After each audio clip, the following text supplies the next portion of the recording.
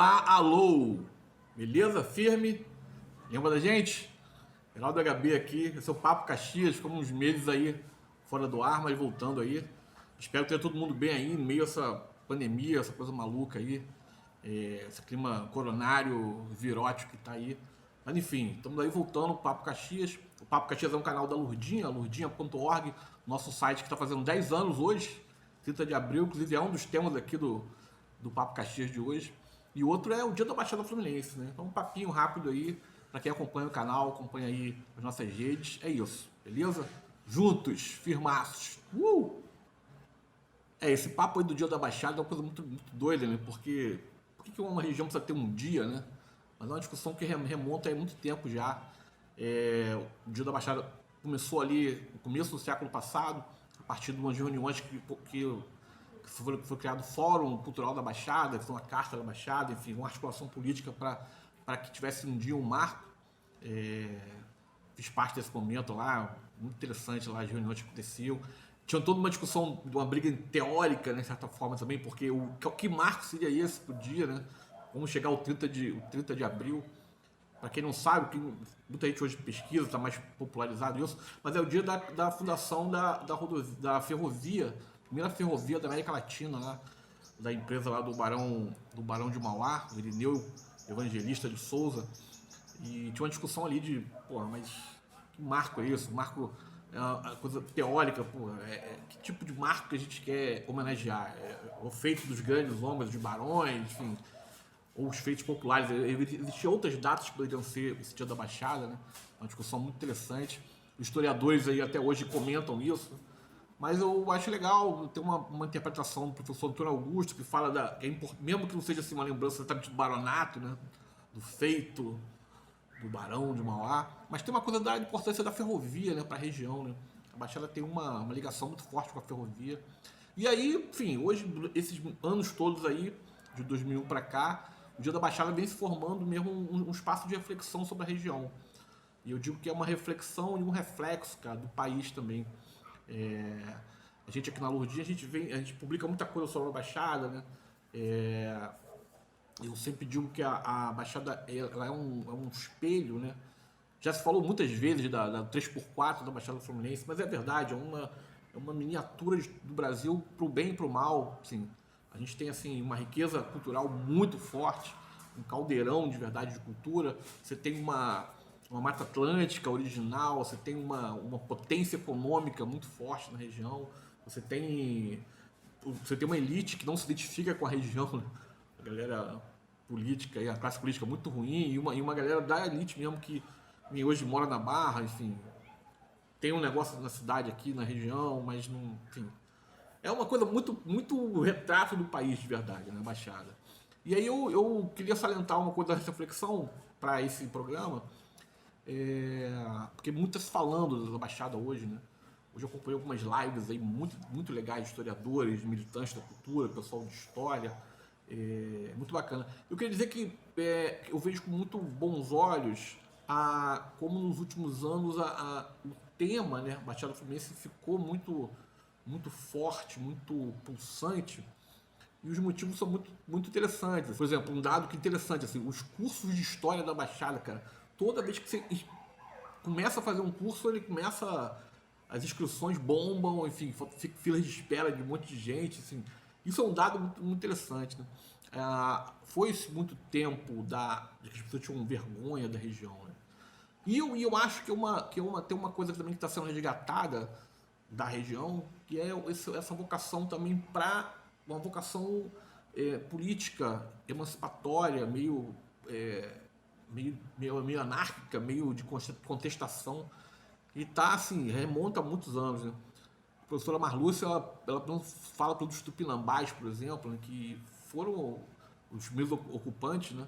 Eles tinham toda uma relação aí de como construir as suas relações sociais, como lutar contra a fome, enfim, ajudar, foram para embates aí com as pessoas que invadiram a região, enfim.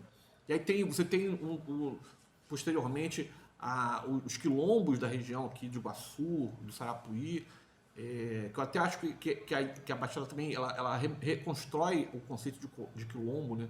Eu acho interessante também. A gente é formado muito pela ideia das novelas de época da Globo, dos quilombos como uma coisa rural, lá longe, Palmares, pá. Mas existia uma coisa muito próxima aqui, é muito linda a história dos quilombos de Iguaçu, de Sarapuí, da ida do Iguaçu, né? Que a ideia de que os quilombos eram indestrutíveis, né? E os caras caçavam um quilombo, acabava e nasciam outros, enfim. É uma história, inclusive, da ocupação da região da Baía de Guanabara. Eu acho que é muito legal. Se você quiser, tem material que não Lourdião a pesquisar, é muito legal. Você pegar a obra, por exemplo, hoje do Nelson Bezerra, que é um pesquisador que trabalha com a questão dos afrodescendentes da Baixada, assim, é muito legal como você entender a ocupação dessa região, entender o Brasil, né? E é um pouco isso, é um papo sobre a Baixada que a gente tá, que a Lourdinha é meio filiada, né? Eu digo que esse fio condutor, né? Esse fio condutor contestatório da luta contra o poder autoritário, além de, depois dos quilombos, tem toda uma ideia, tem toda uma luta aí política que vem dos comunistas, da luta operária na região, da luta dos trabalhadores rurais, né?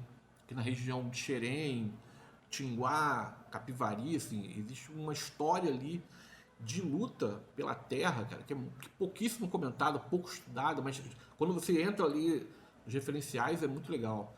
Tem um professor chamado Marcelo Hernandes, que tem um trabalho muito legal, a Marlúcia também, que eu citei aqui, nossa parceira aqui do canal, é muito legal. Tem todo o movimento cultural, né, das pessoas que produziam essa cultura popular, assim, você pensar que Solano Trindade veio morar na Baixada, em Caxias, né? Trazia a galera do Partido Comunista para cá, tinha toda uma organização da cultura como um elemento de agregação mesmo das pessoas, de luta contra as tiranias, de modo geral, né? Você tem a história da Armanda Álvaro Alberto com a escola Maticungu, né? Que é uma figura que também teve uma proeminência política muito importante. Você tem a história das comunidades eclesiais de base, você tem uma luta contra a ditadura militar, né? Por exemplo, Caxias, por exemplo, foi área de segurança nacional, né? Você podia votar durante muitos anos, mas aqui também nasceu, foi o berço de movimentos de luta contra a ditadura, né? O movimento Diretas Já, ele teve uma base muito forte, na verdade, acredito que ele surgiu aqui, foi organizado primeiramente aqui na cidade de Caxias, pelo primeiro comício pelas diretas, foi aqui na Praça do Pacificador. Então, assim, tem uma história de luta muito legal. Já acho legal apontar isso porque a gente está no meio de uma onda conservadora, né, que nos levou a essa tragédia bolsonarista aí. Então, acho que a Baixada, assim, ajustar o olho para a Baixada Fluminense, para esse filtro da luta popular, da luta do povo negro, dos remanescentes quilombolas, tupinambás, enfim, dos povos que vieram de outros lugares, né? Também tem uma característica. Eu acho que isso é você entender o Brasil. Acho que a Baixada é um grande laboratório para você entender esse país sob o ponto de vista do seu povo. A gente tem uma elite aqui também que é a elite do Brasil, né? Que ela tem raiva do seu povo, né? Da cor, do jeito que o povo é. E é muito doido. E a gente tem que resgatar isso. Eu acho que o grande legal que está acontecendo nos últimos anos da Baixada é isso, né? Eu digo que na virada do século, houve o cruzamento de duas componentes que foram importantíssimos para que a gente tenha hoje esse movimento de ressurgimento da Baixada Fluminense, dos valores da região, né? Um que é essa organização da galera da história, da cultura, que cavucaram, não deixaram morrer essa história, assim, que estavam sendo apagadas e trouxeram, organizaram, sistematizaram, escreveram livros, fizeram encontros. Pá. E outro, o surgimento da internet, né? Que possibilitou que fosse difundido mais isso, mais pessoas conhecessem essa história, enfim, muito legal. E hoje, o terceiro componente mais atual é a juventude que está aí fazendo coisa pra caramba. A juventude que às vezes nem tem uma consciência do papel delas, assim, mas isso vem com o tempo. É muito legal. Acho que o que está acontecendo aqui é uma história muito legal. E fica ligado aqui na Lourdinha, que a Lourdinha tá abaixada na veia aqui também. É Caxias, mas assim, é tudo junto. Ainda sobre a criação do Dia da Baixada, né? Eu lembro de duas pessoas que estavam muito próximas ali, que era o professor Gênesis Torres, que morreu recentemente, né? E o professor Paulo Manhardi, que era um cara incrível também, morreu há alguns anos já, um cara muito amigo, um parceiro, que criou o PIMBA, que era um primeiro grupo, assim, um projeto ligado à universidade, que estudava a Baixada Fluminense. Duas pessoas muito legais, sendo que o Paulo Maiardi era um grande amigo. E nesse assunto aí obituário, né, nós perdemos aí Paulo Ramos há 2 semanas, grande artista, um amigo, assim, uma perda para mim irreparável para a região, um guerreiro da cultura. Paulo era um cara incrível, assim. Dedicar aqui, a gente fez muita homenagem a ele, assim. Ele foi um cara que a gente conseguiu que ele tivesse flores em vida, né? A gente conseguiu homenagear ele legal. Nosso amigo Márcio Leandro fez um documentário sobre ele, e várias exposições, assim. É um cara que vai fazer falta.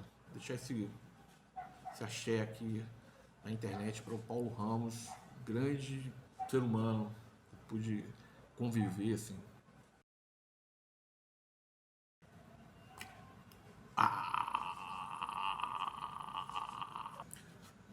Bom, o segundo motivo da volta aí do Papo Caxias, do Papo de hoje, é que hoje são 10 anos de existência da Lurdinha, desse canal aí, lurdinha.org, esse domínio, e estamos muito felizes aqui.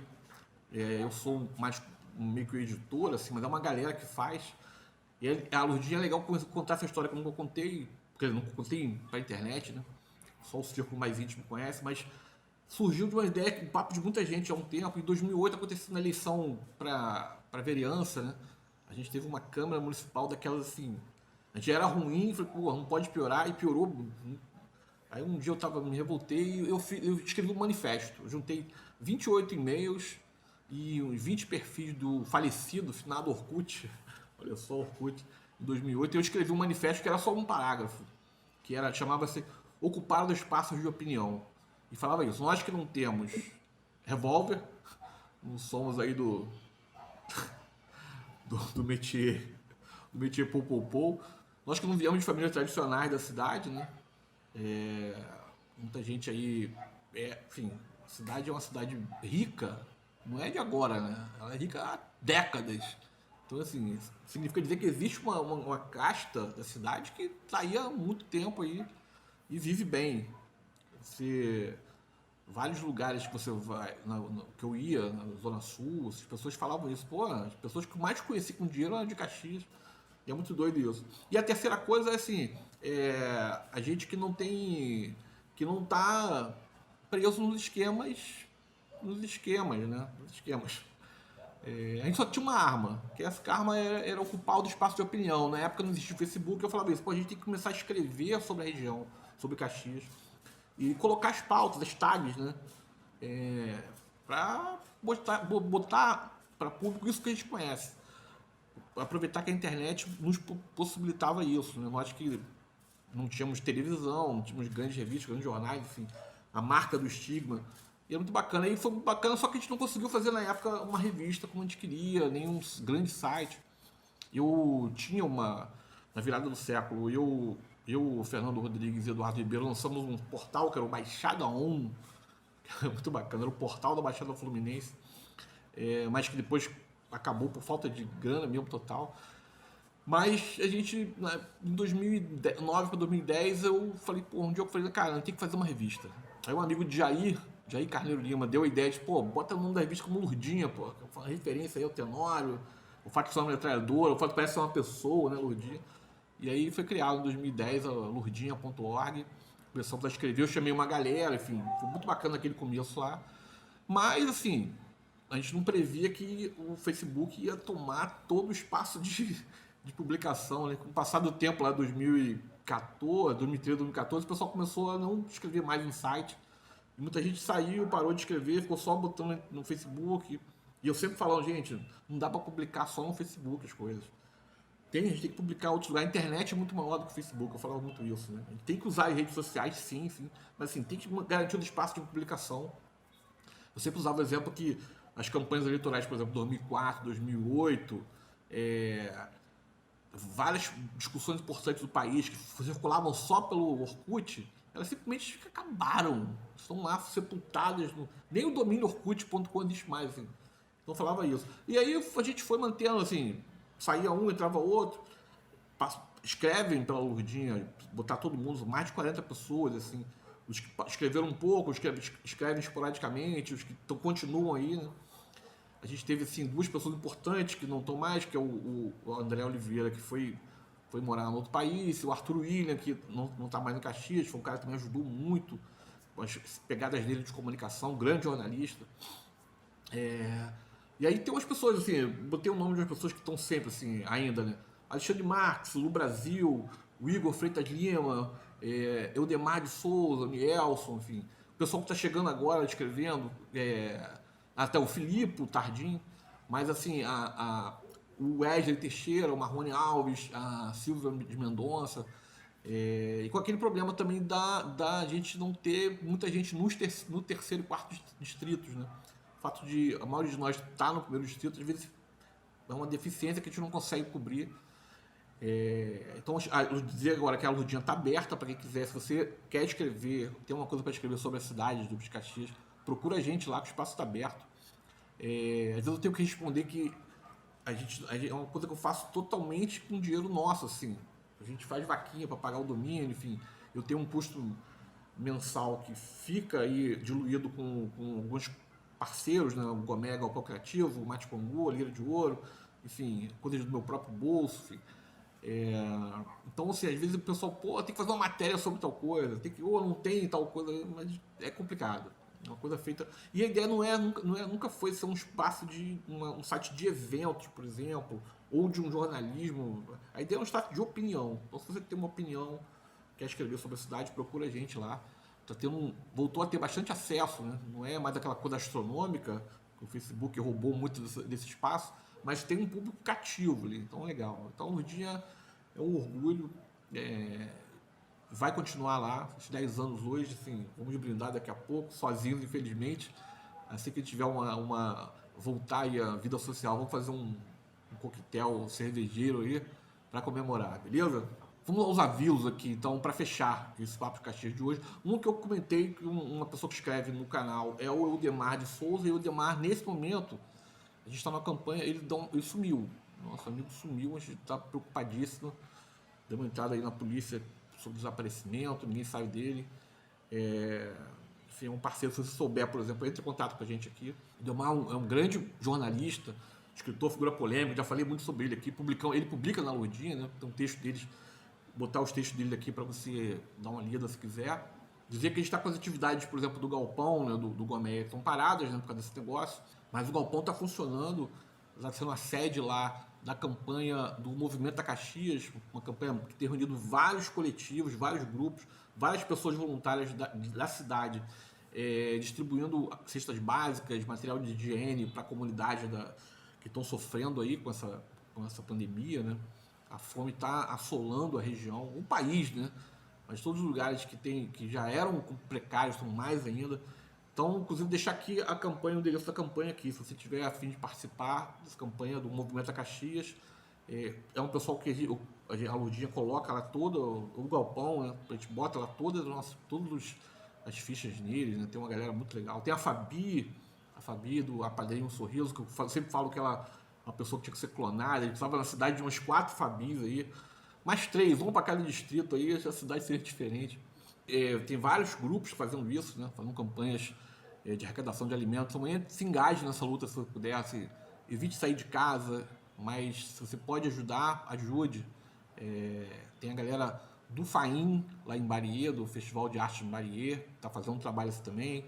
O pessoal aqui na Grande Rio está fazendo também doação de alimentos, enfim. Tem o pessoal da Roda Cultural do Centenário, o Lá na Tampa, a família Lá na Tampa, no Pantanal. Então entra nessa rede aí que é muito bacana.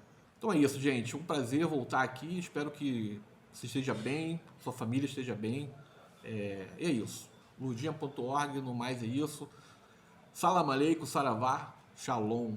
Até a próxima. Sorria, você está em Caxias. Tchau.